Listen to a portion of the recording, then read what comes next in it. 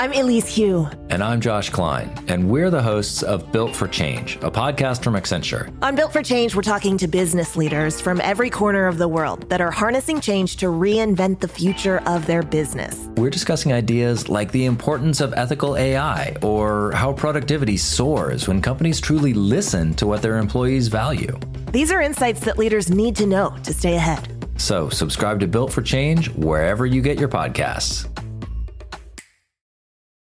A quick warning before we get started today. This episode contains graphic descriptions of hostage-taking and war. Okay, here's the show. On October 7th, friends and relatives of Gali Idan started getting messages to check her Facebook page. Idan is an Israeli who lives in a kibbutz near the border with Gaza. The first messages were frantic. I think one just said Facebook, and then it clarified, look at Gali's Facebook, open Facebook now. That's reporter Sheera Frenkel, who covers tech for the New York Times. Check Gali's page was another one. A lot of them had misspellings, and it was clear something was going on, but the messages were pretty incoherent. And what did her friends and relatives do? One of her close friends who had known her for over a decade, their daughters had been born the same year, so they'd actually become friends through their oldest daughters, opened up Gali's Facebook page, and she had been looking for news of Gali because she had heard that there was something going on near the border. There were rumors that Hamas had maybe even managed to cross the border. She knew that Gali's particular kibbutz was very close, just a couple miles away from Gaza, and so she immediately thought of her. And she had been trying to reach her, and she thought, oh, well, maybe there's something on Gali's Facebook page marking that she's safe. Or maybe Gali's put up a post saying, I'm okay. And so she opened up Gali's Facebook page, and instead she saw that there was a live stream video. Do you want to tell me what was on it? I've seen the video. A few of Gali's family members and one of her friends sent it to me. It shows Gali and her husband on the floor. It's a tile floor. And her husband's hands have blood on them. It's clear. It's very red from his wrist basically up to his elbow. And there's two small children. And one of the children, a boy who's about 7 years old, is saying, where's my sister? Where's my sister? And the mom actually shushes him a couple times. And at one point, Gali says, it didn't happen. It didn't happen. Nothing's happening. And then you hear voices in Arabic speaking to them, telling them to stay where they are. You hear gunshots, you hear mortars. And at one point, the gunshots get louder, and Gali and her husband cover their children's bodies with their own bodies and say, stay down. And it's about, I think, 15 or 16 minutes into the live stream, Gali says something along the lines of, stay down, I can't lose another child today. Oh my God. And, her friend watching all this at first is like, what am I watching? And she realizes it's live, that she's seeing her friend in what's maybe the worst moment of her life. And it's happening right there and then. And she deduces from the voices in Arabic that there is someone hostile in the room with them. She's thinking immediately, like, is that Hamas? Is that a Hamas gunman in the room? She doesn't know, right? Like, it's just, it's horrible. And she actually, two of her friends couldn't watch the entire thing. One of her family members told me that they did stay online and watch the entire thing. They couldn't look away, was how they described it. Gali's oldest daughter was killed, and her husband was taken hostage. Gali and her 3 younger children escaped, but not before their loved ones witnessed much of the ordeal on Gali's own social media. When you heard about this, what did you think? Well, I had heard the day of October 7th, there had been a number of Israelis who spoke to radio and spoke to Israeli TV and described seeing live streams. And so I immediately kind of was like, live streams? Like, is that possible? And so when I heard it, I kind of had an inkling that this was happening.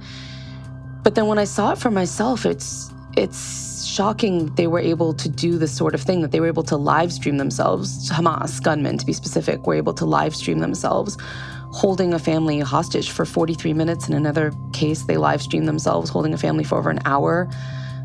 That they were able to document this in what, really was a form of psychological warfare and terror for the loved ones that were watching this happen. As hard as it is to hear these accounts, they are also instructive because they tell us about a new way of waging war. For as long as humans have fought each other, they've told stories about it. Now, those stories have 21st century tools. Today on the show, inside Hamas's social media strategy. I'm Lizzie O'Leary, and you're listening to What Next TBD, a show about technology, power, and how the future will be determined. Stick around.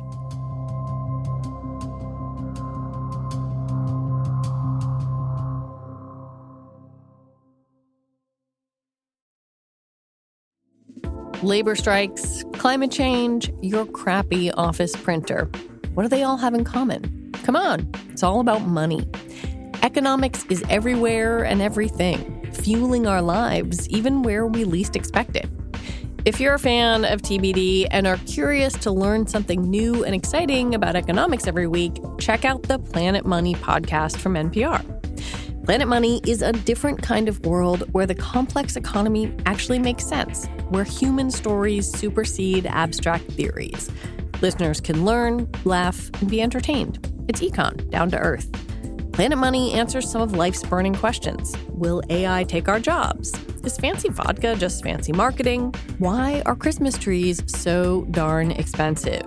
The Planet Money team lives to tell a good story in around 30 minutes. It's econ for the rest of us. Tune in to Planet Money every week for entertaining stories and insights about how money shapes our world.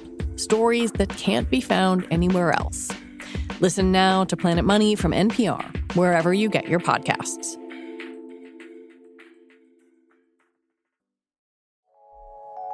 Apple Card is the credit card created by Apple. You earn 3% daily cash back upfront when you use it to buy a new iPhone 15, AirPods, or any products at Apple.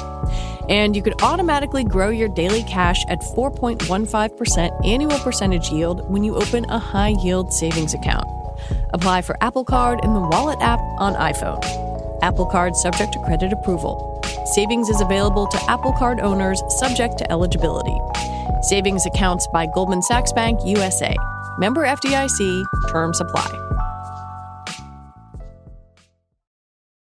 One thing Sheera realized in her reporting was just how planned out the decision to use hostages' social media accounts was.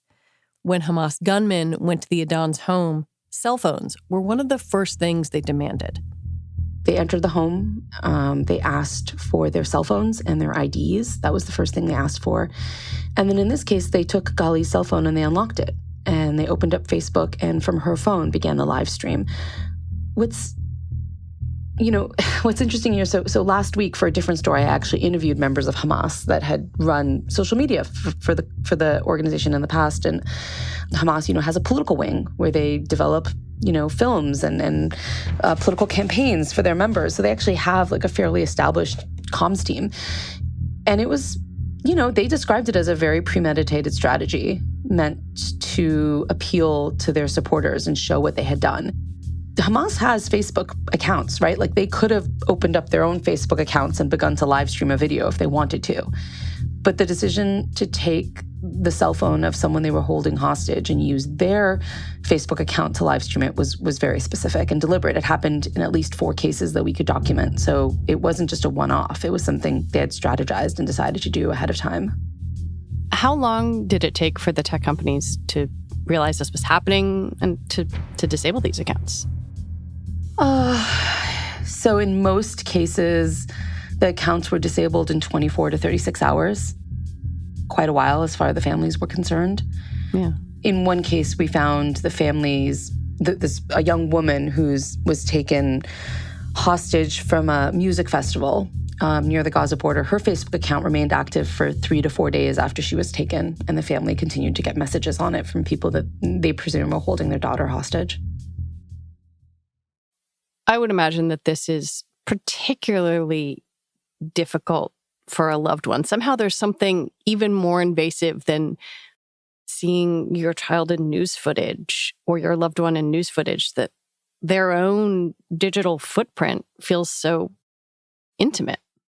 It does. And I think that, all of us have gotten unwanted messages on social media. I'm not trying to make it seem like social media is this fluffy, warm place where we only see pleasant things we like. Not at all. But I think you just picture yourself for a minute, you open your Facebook account, and there's a message from a family member or like a close friend, someone you know intimately. You generally expect that to be like, hey, how's it going? Or like, look, it's a nice message. It inspires a moment of connection. And to instead see that message or that video or whatever it is coming from someone who's, potentially holding the life of your loved one in their hands, that's so jarring. That's such a cognitive dissonance for most people to begin to be able to cope with. Invasive was one word that was used. Terrifying was another word that was used. A lot of the people just struggled to figure out how to even describe to me what they were feeling. They also felt like this horrible sinking feeling in the case of the live streams that they were watching someone they cared about in really the worst moment of their life. Before you were a tech reporter, you covered wars. You covered the last 3 wars in Israel, is that right? Yeah, I was a Middle East reporter for 10 years. I actually lived in Gaza in 2005 and then briefly, and then I covered the first 3 wars that were fought between Israel and Gaza. Have you ever seen anything like this before? No, I mean, this is very much a new tactic. And we called up and spoke to people who are experts in extremist groups like Hamas. I remember very, very much ISIS kind of pioneering the use of social media to spread their viewpoint across the world. I covered it. I was in Iraq and I was in Syria. And their ability to use that attention economy of social media to get people to watch really horrible things, beheading videos, hostage videos, that was at the time unprecedented.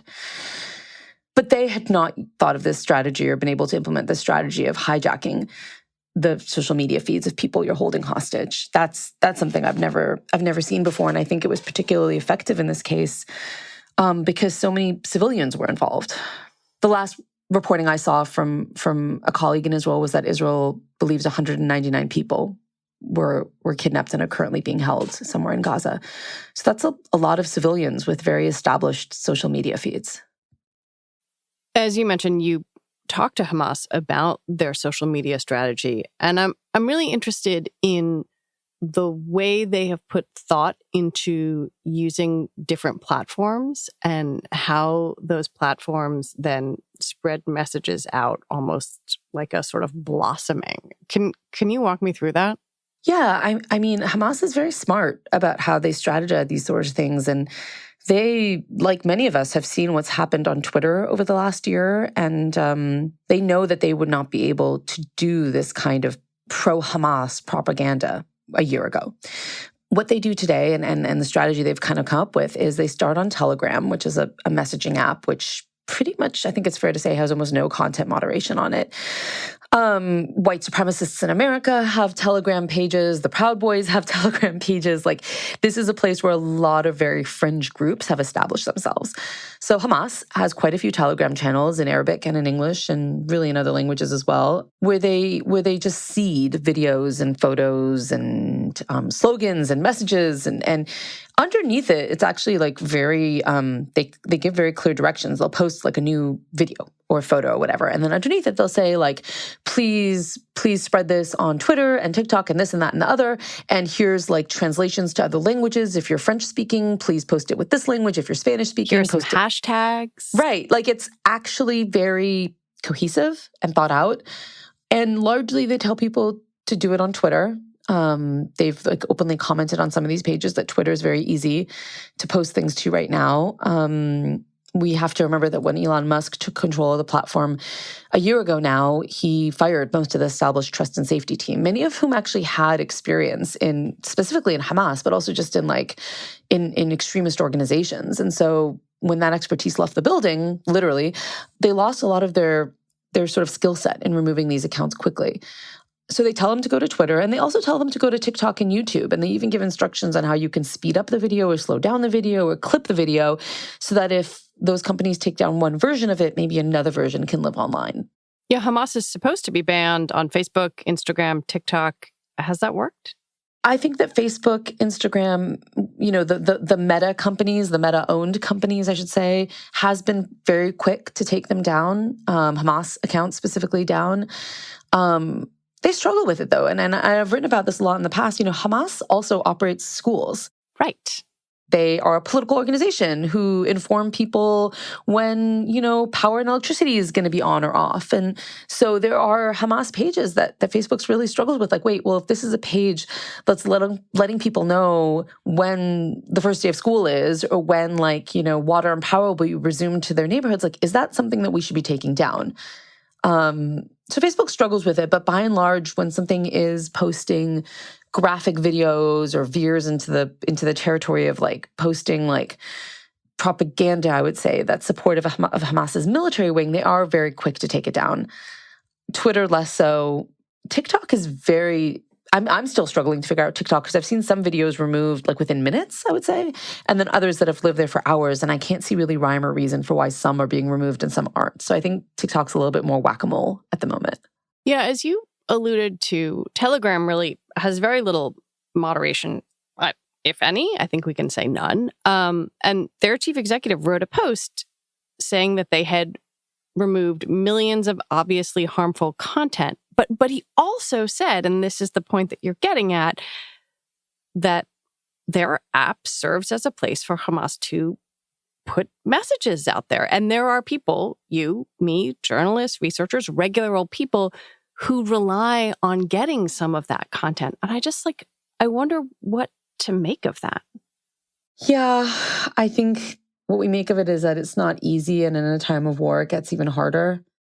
That these groups are really sophisticated in thinking through, what are the gray areas that they can seize on to get their own messaging out. I mean, it's interesting. A lot of people wrote me after my article was published last week to say, why would Hamas want to document this? They're documenting war crimes. They're documenting themselves kidnapping civilians. How could they possibly think this is a good idea? And I have to remind them that, from their point of view, this is showing their group being strong. It's showing their group capable of both, a cross-border raid into Israel, which was previously thought of as sort of impregnable. And it's showing them getting the upper hand on a country which many, many populations in the Arab world see as, consistently being the aggressor when it comes to Gaza. The narrative for many people in Hamas and people who support Hamas is that all Israelis are settlers who should not be there. And so they see this sort of violence, this sort of, they see it as a military activity. And so they were quite happy to document it because it supported their cause. And they actually, if you go to these groups, these channels where they're in, there's there's thousands of comments celebrating what they did. When we come back, what the tech companies have and haven't learned in the past decade.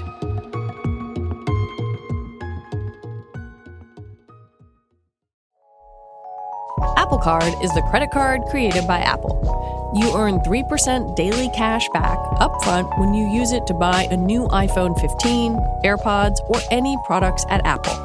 And you could automatically grow your daily cash at 4.15% annual percentage yield when you open a high-yield savings account. Apply for Apple Card in the Wallet app on iPhone. Apple Card subject to credit approval. Savings is available to Apple Card owners subject to eligibility. Savings accounts by Goldman Sachs Bank USA. Member FDIC. Terms apply. I'm Elise Hu. And I'm Josh Klein, and we're the hosts of Built for Change, a podcast from Accenture. On Built for Change, we're talking to business leaders from every corner of the world that are harnessing change to reinvent the future of their business. We're discussing ideas like the importance of ethical AI or how productivity soars when companies truly listen to what their employees value. These are insights that leaders need to know to stay ahead. So subscribe to Built for Change wherever you get your podcasts. Do you ever feel like your laptop just keeps going, but you are completely drained? I think a lot of us don't realize how much pain we live in because of our interactions with computing. NPR's Body Electric, a special interactive series investigating how to fix the relationship between our tech and our health. Listen in the TED Radio Hour feed wherever you get your podcasts. I am really struck, as you alluded to, that we've come full circle in a way. I'm thinking back to those ISIS videos in 2014 when content moderation was not robust. Things went up on YouTube that were horrifying. But then social media companies seemed to put a decent amount of effort and time and staffing into content moderation that helped stop some of this. And yet at the same time, 2019, Christchurch, New Zealand, a far-right extremist shot 51 people in a mosque and live streamed it on Facebook. And I'm trying to think of all these different examples and wonder what the social media companies do with this other than, as you said, play whack-a-mole. Yeah, I mean, I think play whack-a-mole, hire ever-increasing teams to be responsive and to freeze this kind of activity when it happens. I mean, I mentioned that Facebook has been relatively quick to take this stuff down. They've also, what does their operation look like? Well, I mean, they've also, I would say, since COVID, since the we've all written about, and I think you've talked about all the layoffs that hit Facebook. They also lost people of their security team and of their trust and safety team. And so their teams are also smaller than they used to be. No one to the extent that Twitter. I mean, let's be clear. Elon Musk, and I shouldn't even call it Twitter. I think I should be calling it X now. He decimated their trust and safety team. Like there was no one left on their trust and safety team here in America that used to once work on these things. So that's an extreme example. But all the companies have been reducing their headcount and making these teams smaller. And that makes it slower. That makes us kind of work slower. But even if they had more people, that's never going to be 100% effective. You reported that Meta has this sort of special operations center with experts who speak fluent Hebrew and Arabic. What does that work look like? So they staff these kinds of special operations centers when there's an event happening somewhere in the world and they need sort of country-specific expertise. What it basically looks like is like getting together a bunch of people in one room who understand that specific country, that conflict, who have knowledge of the local language, but also of like, the they need to know the memes. They need to know like the context. It's not as simple as like being able to speak Hebrew. It's much more complicated than that. And so they want to make sure they're getting enough people together in one room who can catch what's going on as it happens. So like if someone is suddenly, it's almost as if the military, right, knows something is happening in a specific country and they get together a group of people that have intelligence knowledge of that country. It's the same kind of thing. One of the things that I think is so difficult here is, as you know, it's incredibly hard to report from Gaza. Some of the social media that has come out has given people a voice, and yet that can be so easily weaponized to inflict harm on viewers, on loved ones, et cetera. Like, how do companies reckon with that being a tool of information and connection and with harm and destruction? Yeah, I mean, it's one of the hardest things happening in Gaza right now. There are a lot of people who live in Gaza who depend on social media to try and find out where they're going to get water in a given day or fuel or where food is coming in. I mean, the UN provides food to, I think, over 1 million people who live in the Gaza Strip, and social media is one way that they tell one another, oh, the UN Food Operations Center is happening here and not there today, especially in a time of war where there's widespread bombing happening across the Gaza Strip. People are letting one another know where it's safe to be through social media.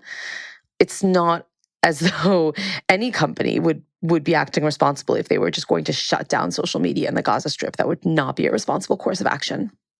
One of the reasons I really wanted to talk to you is that you have this deep background in covering the Middle East, in covering conflict, and also in covering tech companies. And I guess I wonder, no small question, how you think the role of technology and social media has evolved in this region in the past decade. Well, it goes to a lot to what I've been thinking about these last few days, which is that in so many ways, what's happening in the Middle East, and specifically in Israel and Gaza and the West Bank, is a battle of narratives. And it's been fought, since the 1940s, potentially even before, of, whose version of the story is the right one. Is it the version that serves the state of Israel? Is it the version that serves the Palestinian people? And as the years have gone on, as the decades have gone on, each side has become really deeply entrenched in their own narrative of things. And technology, for the most part, has served that. These tech companies, specifically the social media companies, have created really deep echo chambers for each side to be able to press its version.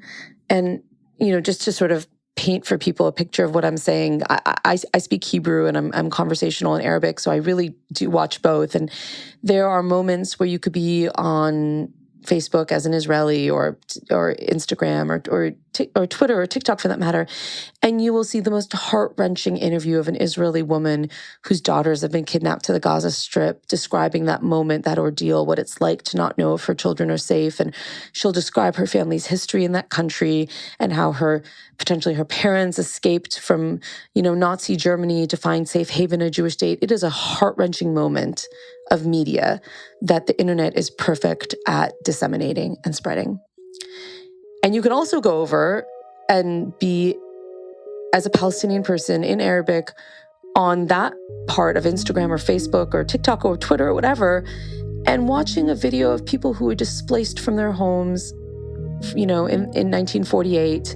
I watched one just the other day of a man whose entire family was killed in an airstrike in the northern Gaza Strip. He described how they had been time and time again, 3 different times, removed from their homes, forced into a refugee camp. And this heartbreaking interview of the experience of losing his family. And you can just see how your heart would break if you were a Palestinian person watching that, or if your heart would break as an Israeli person watching the other interview.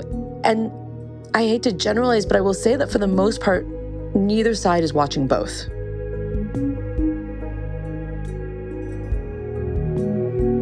Sheera Frenkel, thank you for your reporting and for coming on. Thank you so much for having me. Sheera Frenkel is a tech reporter for the New York Times. And that is it for the show today. What Next TBD is produced by Evan Campbell and Anna Phillips. Our show is edited by Jonathan Fisher. Alicia Montgomery is vice president of audio for Slate. TBD is part of the larger What Next family. And we're also part of Future Tense, a partnership of Slate, Arizona State University, and New America. And if you're a fan of the show, I have a request for you. Join Slate Plus. It's the best way to support our work. Just head on over to slate.com/whatnextplus to sign up. All right, we'll be back tomorrow with another episode. I'm Lizzie O'Leary. Thanks for listening.